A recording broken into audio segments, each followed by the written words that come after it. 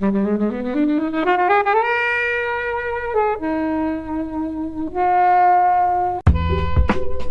Mikkelsen's a great actor, and his son and his brother as well is a really good guy as well. So I'm surprised I've never seen them in the same film. So. I don't think so. No, maybe they stay away on purpose.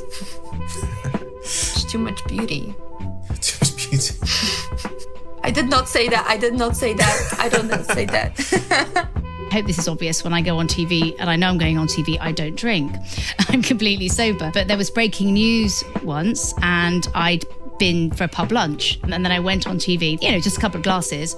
But interestingly, I had such amazing feedback. Hello everyone, joining Flixwatcher today we have Savina. Hello. Anna. Hello. And Kobe. Hiya. Hi. And we're here to talk about another round. Thank you as always to the mighty people for the mighty, mighty tunes. And thanks to Ben from Rockwood Audio for his awesome editing skills. Please do remember to write a review and rate us on Apple Podcasts and anywhere you can do where you listen to the podcast, because it really does help us. And you can join in the conversation with us on Twitter at FlixWatcherPod and on Instagram at FlixWatcher. Hello film fans, welcome to this episode of Flixwatcher Podcast. Our guests today are Savina and Anna. Over to you please, Anna, to say hello to our listeners and tell them a little bit more about who you are and what you do, please. Hello, listeners. My name is Anna Smith. I'm a film critic and broadcaster. I go on Radio 4, BBC TV, and also I launched and host the Girls on Film podcast, which is all about women in cinema. We were nominated for Best Live Podcast at the British Podcast Awards, so we get out and about on stage and have fun. So do check us out. How do we find out about your live events versus just, I say just listen to the podcast, but so we can witness the podcast live? Yeah, so if you follow us on Twitter at girlsonfilm_pod, that's the best place to find it, but we'll also announce it on the podcast itself if you listen in. And yeah, just keep an eye out. I will be shouting about it on my Twitter and around the place. So we were recently in Belfast with Sally Phillips and Ron Ancona, which was brilliant, and Sophia Miles, and we've got quite a few coming up yet to be announced, but some good ones over the summer. Yeah, since you started, you've been pretty much going for live shows quite regularly, whereas a lot of podcasts don't even get to that stage, even if they're quite big. Yeah, we did it very early on, actually. We had a sort of residency at home in Manchester, and it was only really lockdown. Yes. It was only really lockdown that sort of put paid to that and made us do a lot more studio recordings more regularly. But now that we can, we're doing at least one every couple of months, I'd say, which is great. Fair enough. And Savina, who are you? Hello, listeners. My name is Savina, and I am a film writer, programmer, and academic in the final stages, I guess. Also a teacher at some point. And I write reviews and interview people and write long-form criticism for outlets such as The Playlist, Cineuropa, Little White Lies, Movie Notebook, and many others. So, yeah, I am a freelancer by all definitions, I guess.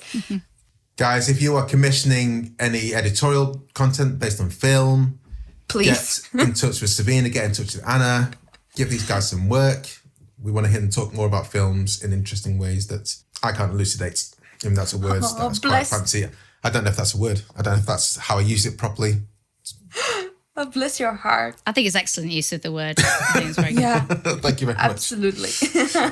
So we're here today to talk about another round, which is your choice, Savina. Can you tell us first of all why you chose it, and then give the countdown timer for a 60-second synopsis? I chose it because I really wanted to rewatch it. So it was a very selfish reason. I think that's fine. To be fair, I went back on Letterboxd to see how I rated it the first time I watched it. Oh, don't tell us now. We want to know when you're giving the score later on. I'm going to say that it is just changed drastically. So I'm happy that I got to do that. And I'm very looking forward to talking about it with you guys. Okay, so timer starts now. So Another Round is a Danish film, the latest by Dogma star Thomas Vinterberg. And the film is his follow-up to a very ridiculously Hollywoodized film called Kursk. So this is a very much of return to form for Vinterberg, and it chronicles the life of about a year's time, I guess, of 4 teachers and friends. They're called Martin, Tommy, Peter, and Nikolai, and they all live in Copenhagen, and they're all about the age of 40. So it's a midlife crisis film, and something is happening there, right? They decide to put a very interesting hypothesis to the test, and the hypothesis is that the human body lacks a certain percentage of alcohol. So in order to be happy and content, we have to make up for it. So that's what the film is about. Anna, have you seen this before? Yes, I've seen it twice before. I saw it when it first press screened, and then for some reason I think I watched it a second time because I was reviewing it for BBC TV. And then I had a little flick through again today. So, yeah, and it's interesting. I'm interested to hear what Savina thinks about what changed, because I do think it's one of those films that when you watch it a second time, you do slightly adjust how you feel about it, or you gain a deeper understanding of it, you could say. So what did you feel about it the first time, Anna? The first time, I really enjoyed it, and I think he's a terrific filmmaker. I loved The Hunt, for example, and, fantastic cast, really interesting premise. I think what I wasn't sure about narratively the first time I saw it is I didn't quite understand what he was driving at with the tone. I didn't quite know, and I think possibly this is what later one of the things that it perhaps is a deliberate ambiguity. Are these men making an incredibly ridiculous decision, or is it something quite clever? I mean, the truth is probably somewhere in between, and I think that's kind of where it settles. But I think because I was expecting a little bit more resolution at the end, I think I just came out a little uncertain, even though I do think it's a very well-crafted film. Helen, I know you're a fan of this film, especially for a scene well, I'm sure we'll talk about in part in due course. But how many times have you seen it, and what are your general thoughts? So I've seen it twice. I saw it at the cinema. I saw it in 2021 because obviously everything was weird in 2020. And I think the UK release, or when I got to see it, was not until 2021. And it was like one of my favourite films for that year. And I really love it. And I think I probably loved it as more, or at least the same. And I watched it just as I decided that I was going to kind of stop drinking. So it was a really interesting experience for me. And I love how at one point this film is just very, very funny, and you're watching grown men be drunk and drunk people doing things, and they have an amazing massive bender, which is really, really funny, but also really irresponsible, but still really, really funny. And then suddenly nothing is funny. And it's really kind of, people are shocked. People are like really, really upset by this behavior. And there's something about the tone shift that I find really, really interesting. And when you kind of understand a little bit more about what happened at the time of filming, that Thomas Vinterberg's daughter died very early into the shoot. And that kind of changed how the film came about through conversations with her about her Danish drinking and drinking culture being in school. And that what happened sort of changed. And he said it was about being awakened by life. So it's not a film about drinking. And I think if people watch it and think, oh, it's a film about cool drinking, then maybe they've missed things. But it's about kind of celebrating life and living in the moment, I think. And the drinking part is just a bit at the start that gets them to look at the world in a different way. But then obviously they realise that you can't be drunk all the time because that'd be terrible. And there is joy to be found elsewhere, and maybe in moderation. So I guess it is quite nihilistic, isn't it? Because it takes these 4 characters who are in the stage where they feel, for different reasons, they are at an impasse, and kind of rejuvenates them in ways which I found quite astounding. Like Martin, played by Matthew Mickelson, his teaching style really, like, if I was one of his students at the start of the class, I'd be like, dude, I need you to like be a better teacher because you're absolutely the worst. And then to see him like pivot 180 into like almost like an inspiring Dead Poet Society kind of teacher was like an interesting piece. And his friends watching that saying, dude, how much are you drinking? So I need to be at that same level. I loved how they made it like an experiment, and they sat down with their little notes.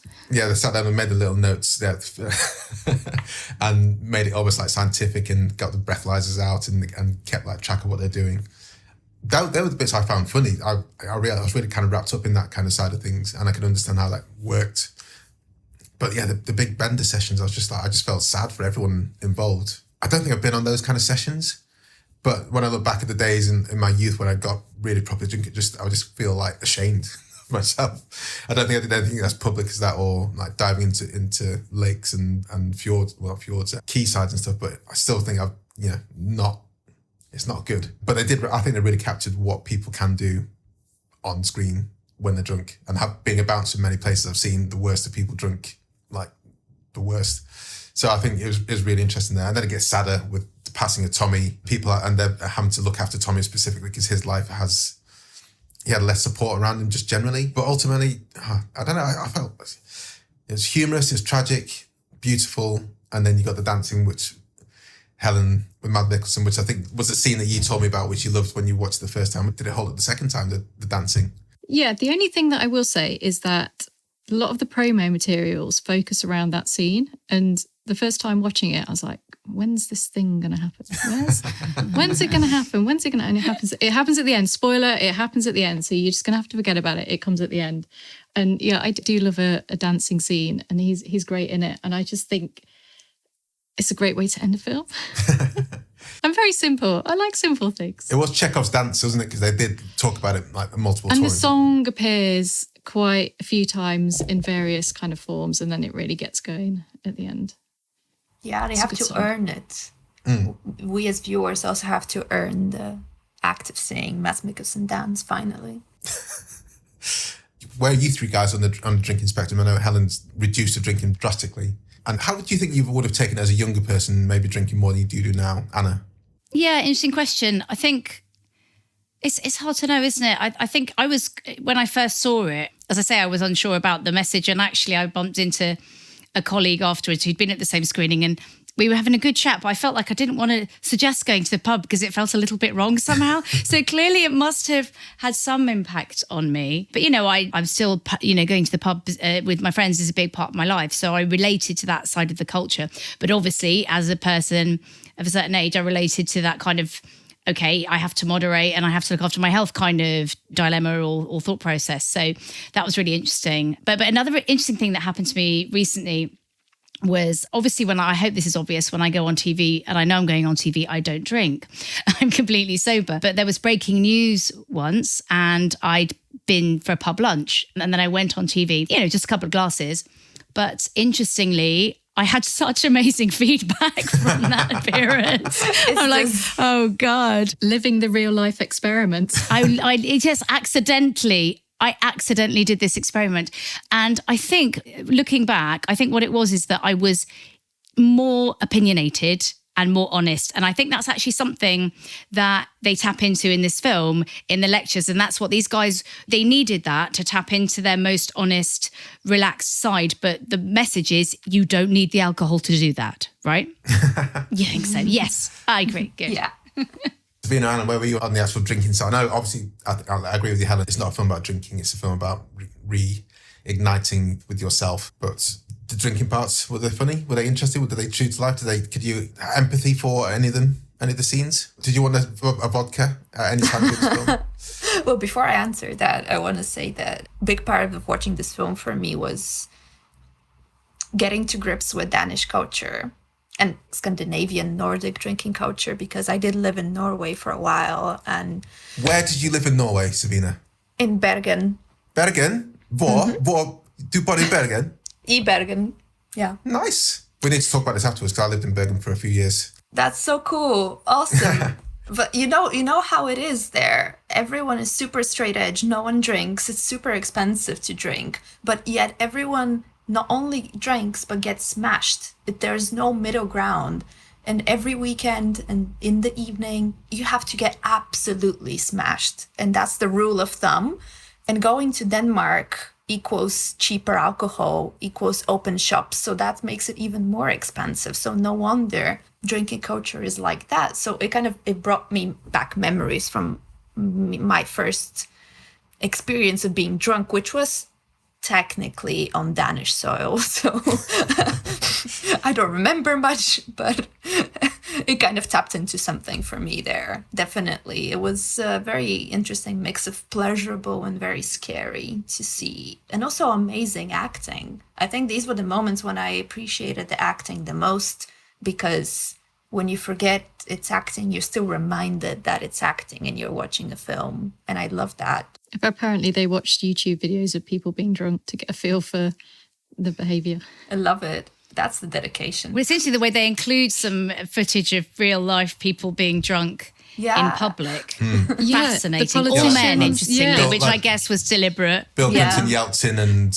which is insane that they're like properly important. Well, you think they're important things. And we were kind of fine with it. We used to be like, oh, he's drunk. How hilarious. Not like they've got any keys to nuclear weapons that they might want to accidentally press. It does highlight how acceptable and encouraged dangerous drinking can be particularly around young people, because obviously the school kind of, celebrate it. It's tradition. There's the brilliant moment where it's Peter who encourages his student to have, they call it Dutch courage, to have some shots before he goes into his exam, which is completely insane behaviour. Have you tried having a shot? Have you tried having some alcohol? He's like, I'm not kidding. Try it. And it calms his nerves, but it's as we've seen, it's a very slippery path to go down. In one exam when I was at university, there was a guy next to me drinking a can of Boddingtons in the exam hall. And I was like, I mean, I guess there's probably no rules against drinking alcohol, but it's the last thing I would have thought to do. But just to echo Savina on the Nordics drinking culture, because at the time, there's that time when England turned to 24-hour drinking, quote unquote. And the idea was that it was supposed to go to a more European culture for drinking wise. And so I had the impression that everyone in Europe was a bit more relaxed with their drinking. And then along comes one of my friends from Bergen who drank, he lived in Liverpool for a bit and he drank more than anyone else in England. I was like, okay, that's maybe just Lars. And then I went to Bergen and I was like, these guys are absolutely insane. And the alcohol is very expensive there. And the supermarket stopped selling alcohol and just beer at 5 o'clock on a Friday and Saturday. So there's queues on every day as well. And there's queues coming outside the shop, outside the supermarkets, just so people can get their beer in before they go to and as Savina said, it's just they're just absolutely hammered. It's ridiculous. Yeah, it's like fiction, but it's real. So it was a lot of the scenes I saw there were that seems like the Nordics. Is there anything else you guys want to say before we head to the scores? I want to ask, why do you guys think that this film is so liked? It also got awarded, it's BAFTA, LFF, European Film Awards, and so many other festivals and non-festivals. It's also, I think, box office success. What do you think? Because it's very ambivalent in so many ways and tonally all over the place. If you can distill it into one feature, why do you think that's what makes it a winning? Anna, looks like you're nodding along. And also, you're a BAFTA member, aren't you, Anna?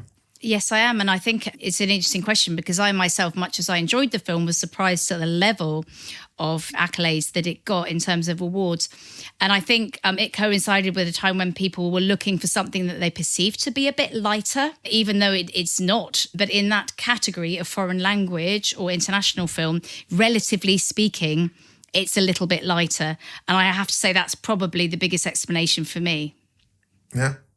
I think it's the friendship group, the 4 male friends, is very simple in its dynamics as well. And I think that a lot of people could see maybe a bit of themselves reflected in one of those characters, even if it's just to the point of being a very tired, sleepless parent who has lost their bed and is being pissed on all the time by their children. And there's just kind of chaos and the idea of getting drunk to avoid that, even on that level. So I think there's something in the characters they live very boring lives. They're teachers at school, it's not very exciting.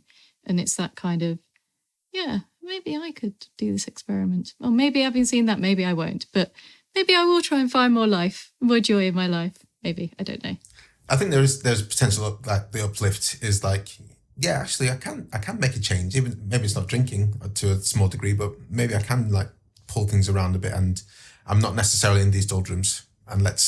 So I think there is a bit of inspiration in there as well as the camaraderie.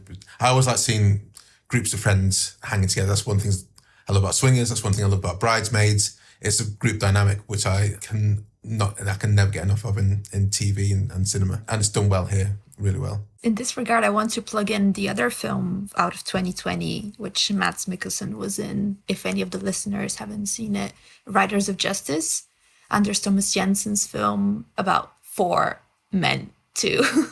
And he also plays a dad there. Mads Mikkelsen is very different, but also I think kind of suitable too. They could make an interesting double bill is what I have in mind. Yeah. I'll look it out, certainly. Mads Mikkelsen's a great actor, and his son, and his brother as well is a really good guy as well. So I'm surprised I've never seen them in the same film. So. I don't think so, no. Maybe they stay away on purpose. It's too much beauty. Too much beauty. We can't have I this did too not much say beauty. that. I did not say that. I don't say that. Awesome.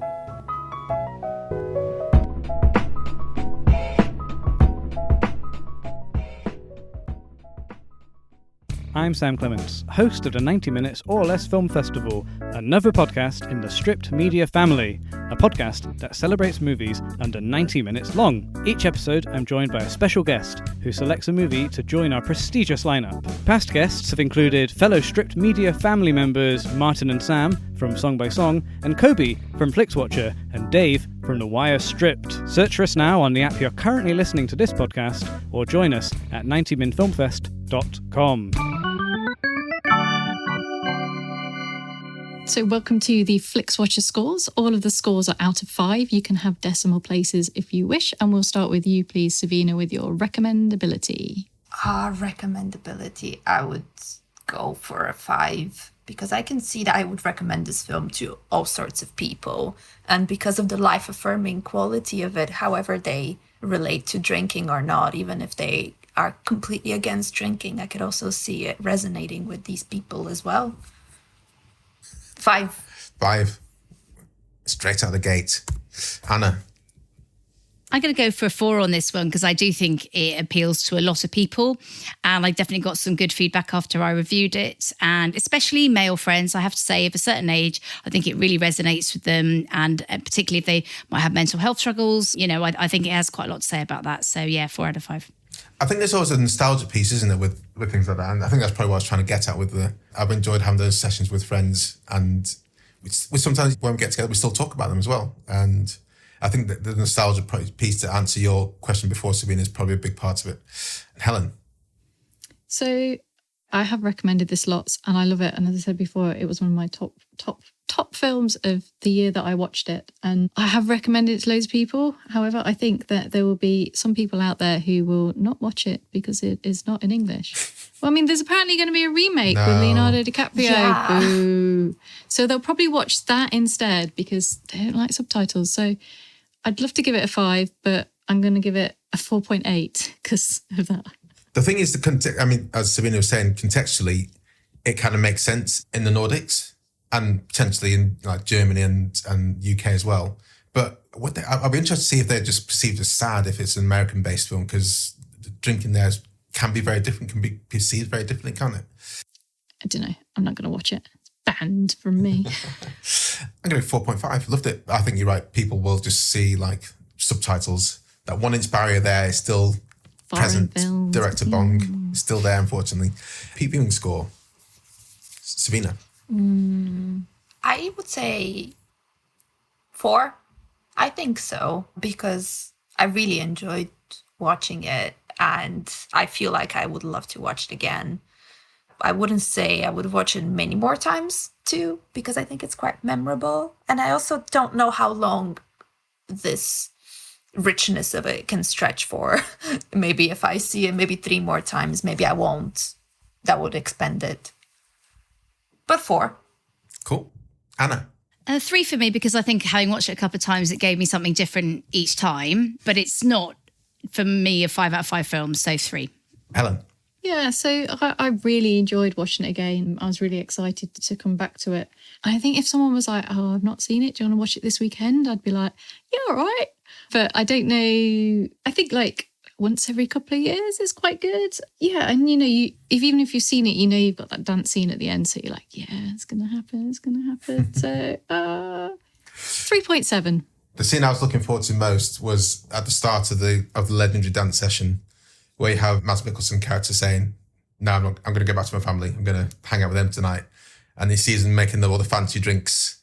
And I was just like, you just know, don't you? You just know, you have that one sip and it's like, oh, for fun. It's like, I'm going to stay. I know I'm going to stay and it's going to be great, but I'm going to feel rubbish tomorrow. That scene, the part that start of that scene where I knew the kind of tension was the bit I was looking forward to most. And then the dancing was great. Then there was Oh Captain, My Captain, Dead Poet Society bit. I thought it was quite inspiring. Repeat viewing score, yeah, 3.8. Small screen score, Savina. That's a film that I haven't seen on a big screen and I would really love to, because I think the first time I saw it was at the online LFF thing, and then the second time was on the laptop, so it's always been small screen for me. I would still say it's good for the small screen. I would give it like a 3.7, I think, yeah. But I would love to see a bigger Matt Mikkelsen, always. Too much beauty. It's so beautiful, this man. What can I say? Anna. I would say, maybe a 3.8 for small screen, because having seen it on both, it looks great on the big screen, but it still communicates everything that it should do on the small screen really well. So 3.8? Correct. Helen. Yeah, I agree with everything Anna said, but I'm going to give it a 4. I think it's great that it's on Netflix, because their foreign language international collection is probably not that current as it could be. So it's really great that this one's been picked up by them and more people can hopefully see it, because I'm going to recommend it to them. So 4? Yeah. 4.1. I thought it was great. I've seen it on small screen twice. I'm not sure I'd rush out to see it in the big screen, but it was definitely, it did work on the small screen. I think it'd be quite interesting as a crowd viewing experience to watch this film. Engagement score, Savina. Okay, I think this is the time where I whack out my old Letterboxd review and I tell you how I felt about the film first time around, because come a long way. Some of the scoring is actually quite telling of me being surprised how much more I liked it this time around. So I gave it 2 stars initially, and my little review reads, I wish Winterberg made a beer advert instead. 1 extra star for Matt's dancing at the very end. Wow. So I was super harsh. For some reason, I did not sit well with it, even though I remember the ending scene and liking it very much. I was not moved, almost not at all, to give it a 2 star. So what made you watch this, the time after that? I don't know. I felt like there was something missing, and I've grown to like seeing male characters be more vulnerable in a manly way, not in other ways, on their own terms, I guess. So I was looking forward to it. I was hoping that it would reveal something that I missed the first time around, and it did. I enjoyed it very much. I found it quite engaging. Even the tonal shifts that were quite jarring, I felt worked as well. If I remember correctly, Winterberg was saying that they rewrote things and rearranged things in order to mimic almost the state of drunkenness on a form and content level, I guess, at the same time.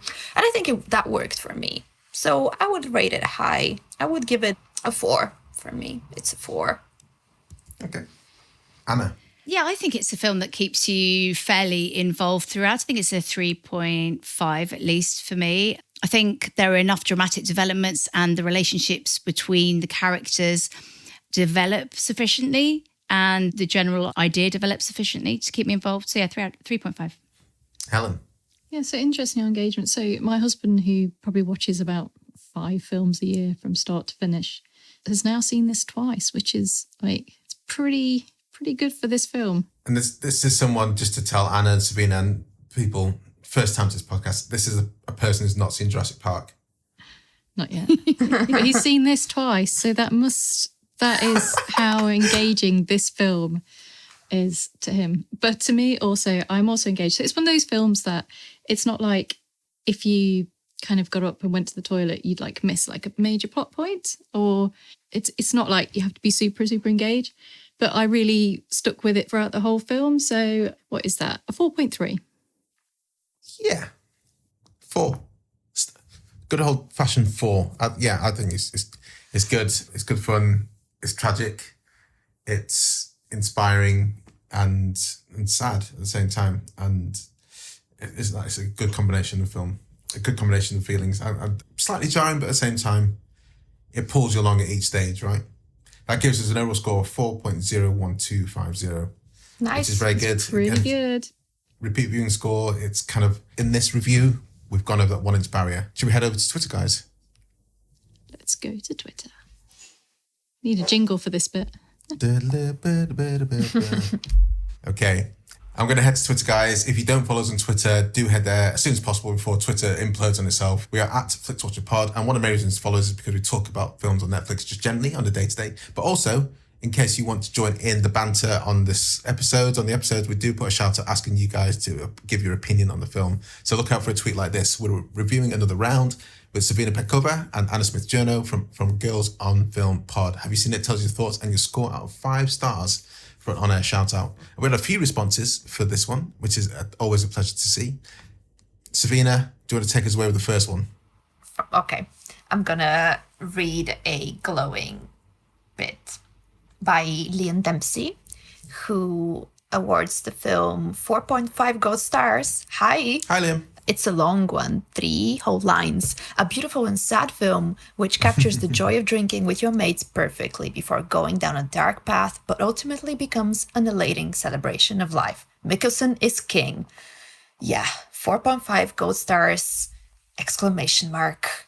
I'm quite annoyed because I haven't seen this episode of Mandalorian yet. As if something I'm going to watch as soon as I finish recording, and I see Mandalorian is trending with Jack Black. So I hope that doesn't coincide, guys. Anyway, that's my cross to bear. Anna, do you want to give us the next episode, the next tweet? Yeah, so Lee Thomas says this was hyped up and didn't disappoint. The final scene was glorious. Let Mads dance in every movie. 4.5. I was, because when Helen bigged it up and I was like, how good can the dancing be? And I was like, Is that good? I've seen John Travolta dance. Helen. So this one's from Russell Bailey, a past guest on Flixwatcher. A devastating yet hopeful watch. Had me weeping during its last act. Mads is phenomenal here. 5 stars. Hi, Russell. Hi, Lee. Savina, do you want to take the last one? Last but not least, Jen gives us opinion that it's an incredible movie. Mads was on top form, beautiful and bittersweet.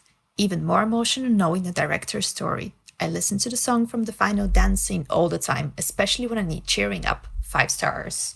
Well, there we go. Amazing. Thank you very much for tweeting, guys. And thank you very much to Anna and Savina for your choosing the films and enjoying and discussing with Helen and myself. Can you tell us where we can find you guys online and say goodbye to the listeners? So you can find me on Twitter at Anna Smith Journo and Anna Smith Film Critic on Instagram. And if you just Google Girls on Film Pod, and you will see my face. And do subscribe, because as we all know, that's so helpful. Absolutely. Savina? I am on Twitter at Savina Petkova, and you can find everything that I'm up to there. Fantastic. Well, thank you very much, guys. It's been an absolute pleasure to talk about Mads and his friends and drinking and not drinking. Yeah. See you guys next time. Thank you. Thanks for coming on. See you soon. Bye. Bye-bye.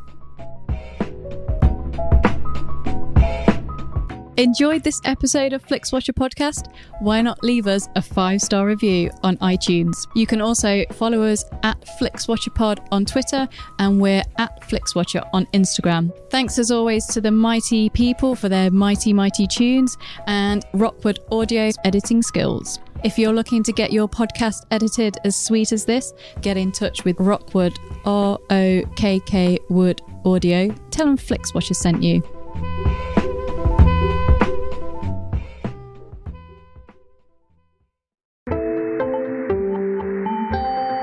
You just heard a Stripped Media production.